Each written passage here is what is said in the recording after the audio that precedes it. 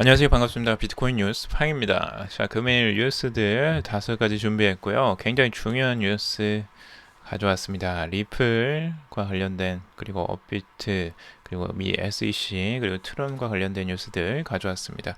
여러분들 꼭 한번 끝까지 들어보시고요. 여러분들에게 도움이 되는 정보가 되셨으면 좋아요, 구독, 댓글, 알람 설정 해주시면 정말 감사하겠습니다. 오늘 뉴스 브리핑부터 먼저 해드릴게요. 첫 번째 리플 관련인데요. 리플이 이제 기관 투자로 289% 상승 가능하다라는 한 암호화폐 연구 그룹에서 이런 내용이 나왔는데, 이게 왜 이런 상승을 예측했는지 한번 이유를 알아보도록 하고, 두 번째 리플이 XRPD를 확장해서 MIT 및 마스터카드로 결제 플랫폼을 강화하겠다라는 부분도 뉴스로 나왔습니다. 세 번째는 업비트가 태국, 인도네시아의 거래소 설립을 검토하겠다라고 해서 이 공지사항 한번 보도록 하고요. 네 번째는 미국 SEC에서 암호화폐 증권 분류 가이드라인을 내놓겠다 라고 합니다. 다섯 번째는 트론 소식이고요. 트랜잭션 100만 건 거래를 돌파했다라는 소식도 가져왔습니다. 다양한 소식이 있으니까 한번 끝까지 들어보시고요. 여러분들에게 투자에 도움이 되시길 바라겠습니다. 투자는 신중하게 여러분들 스스로 한번 분석하셔서 결정하시길 바라겠습니다. 자, 첫 번째 소식은 리플 소식인데요. 리플 저평가에 대한 보고서, 기관 투자로 289% 상승 가능하다라고 되어 있습니다. 이게 어디서 나온 이야기냐면 독립적인 암호화폐 연구 그룹인 피콜로에서 새로운 보고서에 이제 이게 나왔는데요. 이 회사에서 연구 그룹인데 이 내용 자체적으로 뭐 보면 기본적인 내용들을 이야기하고 있어요. 우선은 그러니까 리플의 최근 3분기 XRP 시장 보고서에 따르면 지금 XRP 기관 매출액이 1688만 달러에서 9806만 달러로 481%가 증가했다 라고 되어 있죠. 실제 매출액이 이제 판매액이 많이 증가했다고 하고요. 실제적으로 월가에서 이걸 많이 구매를 했다라고 해요. 그래서 이제 기관 투자를 여기에 염두에 두는 이유가 여기에 있는 거죠. 실제로 매출액이 높아진 이유가 그 기관 투자와 관련이 있는 것으로 지금 보여지기 때문이죠. 실제적인 이유를 이제 두 가지를 들었는데요. 이 두 가지가 X커런트에서 얻는 절감액, 그리고 XRP의 활용과 비용 절감의 가치라고 했는데, 앞으로 이제 XRP들을 사용할 때 XRP를 실제로 활용을 많이 하게 되어 있거든요. 그래서 그 부분과 그리고 비용 절감, 그러니까 실제적으로 그 송금 업무에 특화되어 있잖아요. 리플 XRP가. 그러면 그 송금에 대한 비용 절감의 가치가 이제 반영이 될 것이다 라고 생각을 하고 있고, 그리고 XRP로 유입될 가능성인 노스트로 계정에 잠긴 유동성 가치, 이 노스트로 계정이 무엇인지 이제 잘 모르실 거예요. 아시는 분도 있겠지만 이 부분이 뭐냐면 그겁니다. 그 해외에 송금할 때 우리가 노스트로라고 해서 그 보관을 하는, 그러니까 뭐라고 할까요? 보증이 필요하잖아요. 그러니까 기본적으로 송금을 하려면 해외 이제 그 은행에 송금을 해야 되는데, 그거에 대한 보증금 같은 게 이제 담보된 자금이 필요해요. 그래서 자금이 실제적으로 송금하는 기간이 최소 2, 3일. 지금 스위프트 방식으로 송금을 하고 있는데 2, 3일이 최소 그 잠겨 있어요. 그러니까 그 금액이. 근데 그 계정에 잠겨 있는 금액을 사용하지 못하는 거예요. 은행에서도 부채로 잡혀 있는 거고. 그러다 보니까 실제적으로 우리가 은행에 있는 자금의 일부가 거의 이제 그 유동적으로 움직이지 못하고 잠겨 있어서 그걸 활용을 못하고 있는 거죠. 지금 현재에도. 그러면 그걸 이 XRP를 이용하면 실제적으로 수초 내에 그 전송이 돼버리기 때문에 계정이 잠겨 있을 필요가 없는 거예요. 그 유동성이 훨씬 더, 그 자금 이동이 더 빨리 이동할 수가 있는 거죠. 그 자금 자체가. 그러니까 그 자금을 활용할 수 있는 거예요.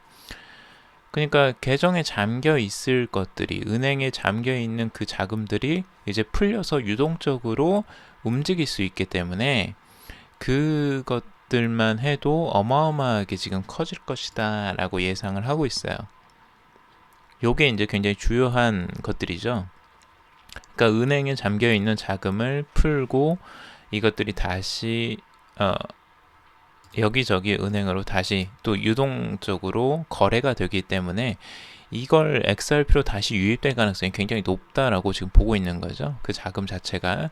그러면 XRP의 가치를 높이는데 크게 역할을 할 것이다 라는 부분이죠. 굉장히 그 설득력이 있는 부분이기도 해요. 이 부분 자체가. 그래서 은행이 앞으로 그 더 많이 사용을 한다면 굉장히 그 가치를 인정받을 가능성이 있죠. 근데 이제 리플의 이제 단점이나 약점, 위험 요인을 또 따지자면 리플의 XRP에 대한 이제 차이, 리플과 XRP의 차이, 그리고 리플이 이제 전체 공급의 60%를 소유하고 있기 때문에 XRP의 중앙 집중화에 대한 우려를 또 가지고 있고요. 그리고 XRP가 유가증권으로 분류될지 여부에 대한 명확성이 아직 부족하다. 여러 건의 소송이 진행되고 있다라는 부분이 이제 리스크로 지금 되어 있습니다. 이런 이제 객관적으로 이런 부분까지 다 한번 살펴보시면서 투자를 하시길 바래요. 자, 두 번째는 리플 소식인데 리플의 XRP를 확장해서 이제 MIT 및 마스터카드로 결제 플랫폼을 강화하겠다라는 이야기입니다. 이게 자세히 보니까 샌드프렌즈라는 이 플랫폼을 이제 새롭게 만들었는데요.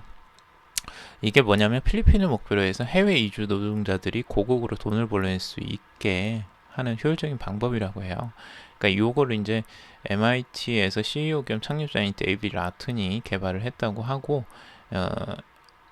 MIT 미디어 랩과 그리고 마스터카드 뭐 여기에는 그 테크스타, 리플 그리고 뭐 마힌드라 파이낸스 이런 바클레이도 들어가 있고요. 여기에 이제 회사 후원자의 명단에 지금 들어가 있는 회사들과 이런 것들이 있습니다. 그래서 꽤 유망한 것들이 많이 들어가 있구나. 그리고 유명한 회사들이 같이 합류하고 있구나. 이 부분이 이제 꽤 좋아 보입니다. 실제로 XRP로 이제 통합을 해서 비용을 절감하고 송금하는 업무 가장 특화되어 있는 거기도 하죠. 리플이. 그래서 해외 송금에 가장 특화되어 있기 때문에 이 부분을 활용해서 얼마나 비용을 절감하고 효율적으로 보낼 수 있을지 플랫폼이 계속 이제 강화되어 가는 것으로 보여집니다. XRP드 한번 지켜보시고요. 다음은 업비트 소식인데요. 업비트가 태국, 인도네시아에 거래소를 설립할 검토를 하고 있다라고 합니다. 실제 업비트가 이미 태국과 이미 인도네시아 시장에서 사용할 도메인을 확보하고 있고 각각 현지에서 법인을 설립하고 그리고 사업 진출 가능성을 이제 검토를 중이라고 합니다. 그러면 이제 거의 다 거래소를 설립할 가능성이 굉장히 높겠죠. 그래서 각자 현지 언어로 이제 거래소를 소개하는 내용도 이미 게시를 했어요. 그래서 여기에 이제 태국과 인도네시아 두 가지 이제 사이트를 들어가 봤는데 이미 사이트가 구축이 되어 있습니다. 그래서 이런 부분까지 보면 아무래도 진출이 좀 더 명확해 보입니다. 아직까지는 명확하게 사업이 구체적으로 결정되지는 않았다고 하는데 업비트가 지금 싱가포르에 진출한 것을 이제 거래소를 벌써 개설을 했죠. 그래서 싱가포르 달러로 거래가 되고 있는데 앞으로 여기 이제 태국이나 인도네시아도 암호화폐에 관심이 많기 때문에 여기에 적극적으로 진출을 하는 것으로 보여집니다. 자, 그리고 세 번째 소식은 미국 SEC가 이제 쉽고 명쾌하게 설명한 ICO 안내서를 펴낼 것이라고 합니다. 미국 증권거래위원회가 계속 지금까지는 이제 증권으로 분류되네 아니네 뭐 이렇게 개별적으로 지금 판단을 하고 계속 이것과 논란이 많았어요. 근데 이 부분을 정확하게 이제 가이드라인을 제시하겠다라는 거죠. 요거는 확실하게 구체적으로 가이드라인을 제시하면 실제적으로 개발자들이나 앞으로 이제 이 코인계에서도 명확성을 가지기 때문에 굉장히 도움이 많이 되겠죠.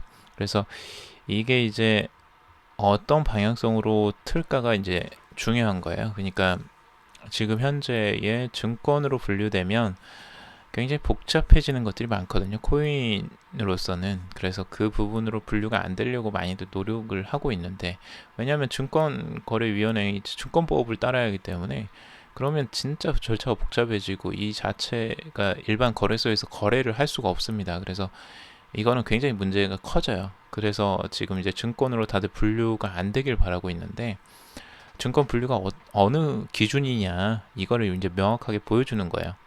그래서 그게 나온다면 좀 더 이제 명확해지겠죠. 그리고 코인으로서는 명암이 좀 갈릴 것으로 보여져요. 그 부분에서 현재까지는 뭐 이더리움과 비트코인은 뭐 증권으로 분류가 안 된다라고 그 이야기를 했다고 하는데 한번 이거는 지켜봐야 될 것 같습니다. 증권거래위원회 이제 기업금융팀장 윌리엄 힌만이 여기에서 컨퍼런스에서 토큰 알기 쉬운 이제 개발자용 안내서를 출시할 예정이라고 하고요. 특정 토큰이 증권으로 분류될 수 있는지 아닌지를 개발자가 판단하는 데 도움을 줄 것이라고 설명을 했어요. 이걸 보면 그러니까 증권거래위원회가 과연 그냥 이 토큰이나 코인을 억제하고 그걸 규제하려고 하는 것인지 아니면 원활하게 그들이 개발할 수 있도록 돕기 위한 것인지가 좀 뉘앙스가 다르잖아요. 근데 여기를 보면 뉘앙스가 조금 이 쉽고 명쾌하게 설명한 ICO 안내서라고 되어 있잖아요. 이거는 좀 더 개발자용 안내서까지 보낸다는 건 개발자들이 좀 더 명확하게 개발을 할 수 있도록 돕겠다라는 뉘앙스가 좀 더 강해 보이죠. 그래서 요런 것들이 되게 중요하다고 보여져요. 그러니까 그 자체를 하지 말라고 하는 게 아니고 하는데 이런 가이드에 따라서 개발을 해라고 이야기를 해주는 거니까 그러면 그것들을 좀 더 도와주는 쪽이 더 강하죠. 그래서 아무래도 그런 부분이 분위기가 좀 더 그 이런 암호화폐의 긍정적인 시그널이 아닐까라고 조심스럽게 예측을 한번 해봅니다. 자, 다음은 트론 소식인데요. 트론이 트랜잭션이 100만 건 거래가 돌파를 했다라고 해요. 그래서 이게 이제 보니까요. 그 비트코인과 이더리움 XRP를 합친 일일 거래량보다 더 높다고 해요. 이 100만 건이. 그래서 최고의 거래량을 이제 그 한 건데 이게 어떻게 해서 이렇게 나왔느냐가 궁금했어요, 저는. 그래서 살펴보니까 그 사용자들이 이제 거래를 많이 해서라기보다는 이 탭에서 나왔더라고요. 트론 탭. 그러니까 탭이라는 것이 뭐냐면 결국에는 이 어플 같은 거죠. 그러니까 트론에서 나온. 근데 이게 보니까 거래량이 어디서 나왔냐 딱 보니까 갬블링이에요. 갬블링. 그러니까 그 탭 중에서도 그 도박 관련 탭들이 가장 인기가 많은 것 같아요. 이오스도 그렇고 지금 트론도 그렇고 탭들이 대부분 이제 도박과 관련된 탭이 가장 활성화가 되어 있고 거기서 이제 트랜잭션이 많이 일어났던 거죠. 거래량이. 그래서 트론이 지금 거래량이 굉장히 많이 일어났다고 해서 좀 저도 그 궁금해서 한번 봤는데 이 갬블링 도박에서 도박 앱에서 가장 많이 거래가 이루어지고 있다. 이게 조금 아쉬운 부분이죠. 아직까지는 거래가 조금 이제 다른 쪽에서 더 많이 일어난다면 더 활성화가 돼서 좋을 텐데 요거는 좀 안타까운 부분이기도 해요. 하지만 거래량이 다른 것들보다 다른 코인보다 이렇게 많아졌다는 건 굉장히 좀 의미심장해 보이기도 합니다. 그래서 트론이 적극적으로 이런 뭐 마케팅은 워낙 열심히 잘하기 때문에 이 부분도 한번 지켜봐야 될 것 같아요. 거래량이 계속 상승하고 있는데 다른 쪽으로까지 영향을 미쳐서 실제 이제 비트토렌트나 이쪽을 인수를 했잖아요. 그래서 비트토렌트에서 오히려 거래량이 나오면 좀 더 긍정적으로 보여질 것 같아요. 이 갬블링으로 하는 것보다는. 그래서 이 부분을 한번 지켜봐 주시고 한번 주목하시면 좋을 것 같습니다.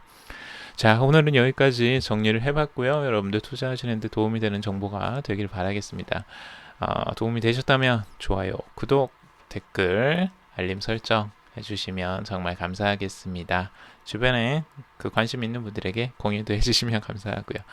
지금 제가 이제 뉴스 정리하는데 뉴스 정리 사이트 중에 제가 괜찮은 사이트 알려드리자면 이제 코인투데이 같은 경우 굉장히 유용한 소식들이 잘 올라와요. 그래서 그런 뉴스들 한번 잘 살펴보시면 도움이 될 것 같아요. 저도 많이 활용을 하고 있는데 아주 좋은 사이트인 것 같습니다. 여러분들에게 추천을 해드리고 여기까지 마무리하도록 하겠습니다. 들어주셔서 정말 감사하고 다음에 더 좋은 소식으로 찾아뵙도록 하겠습니다. 감사합니다.